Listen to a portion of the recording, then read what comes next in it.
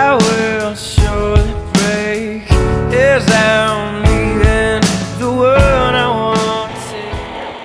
Napag-isa ang prinsipe nang makita niya ang tatlong magagandang dilag na maliligo sa batis. Ngunit wala pa rin kapares ang alindog at ganda ni Doña Maria.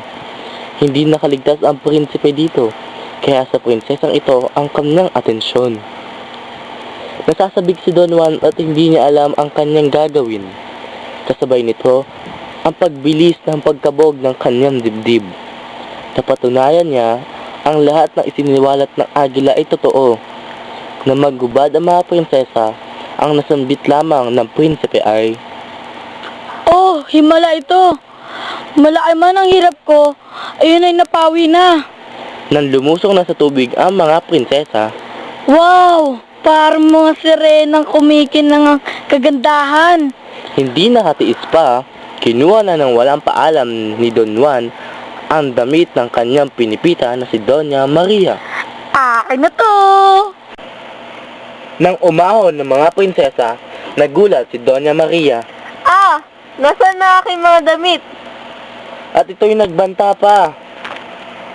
Kung sino ka mang pangahas kang nagnakaw na aking mga damit, kung hindi mo ba ibabalik sa akin na aking makasuotan, kay marahil pwedeng parusahan na aking amang hari.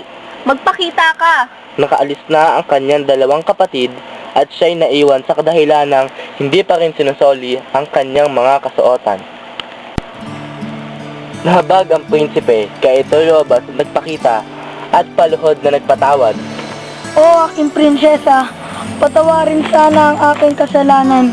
Ako lamang ay may ugaling pangangas sa aking pinipita. Patawad, ngunit kung sa iyo ay dapat akong parusahan, tatanggapin ko ng buong buo dahil ikaw ay aking mahal. Galit man ang prinsesa sa prinsipeng pangas, ito ay nawala dahil sa kanyang mga sinabi. Sa iyong sinabi, ramdam ko ang iyong tunay na pagpapatawad. Ngunit saan lupalop ka ba nagmula? O mahal ko, ako ay galing sa aming kaharian na Berbanya at ako ay naglalakbay ng matagal para lamang matuklasan ang iyong hiwaga. Kaya mahal ng prinsesa, tanggapin mo na itong mga damit mo at patawarin na o sa aking salang nagawa. Tinanggap ito ng prinsesa na tumayo na si Don Juan at hinawakan ng kamay ng prinsesa. Ang dalawang puso ay umaawit, nagsalita ang prinsesa. Makinig ka mabuti sa aking sabihin. Iyang mga batong nakikita mo ay hindi pangkaraniwan.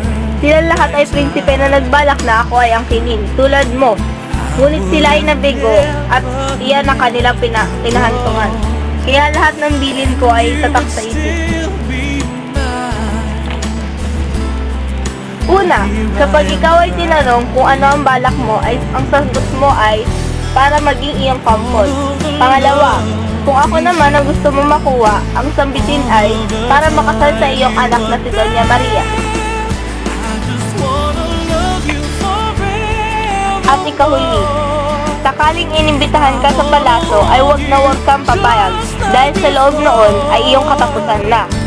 Upang siya ay maniwala na marangal ang iyong nasa, sabihin mong, Haring mahal, kahit anong sabihin mo, ipag-uutos mo, hindi po ako susuway. Ngayong alam mo na, sana ito ay maging sikreto na. Kaming tatlong magkakapatid ay nasa palasyo lang at nananahimik. Mamayang gabi, babalik ako. Aasahan ko na gusto ko sa madadasdan. Hihintayin kita, mahal ko!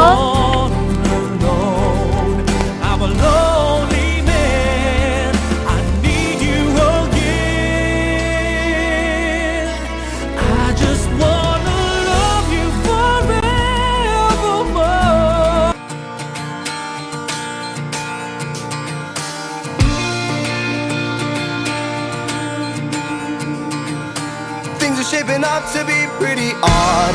Little destined musical beds. So it seems of someone I never met. You will only hear these elegant crimes fall on your ears from criminal dimes. They spill on foul from a pretty mouth. When everybody gets there, everybody gets there, and everybody gets their way.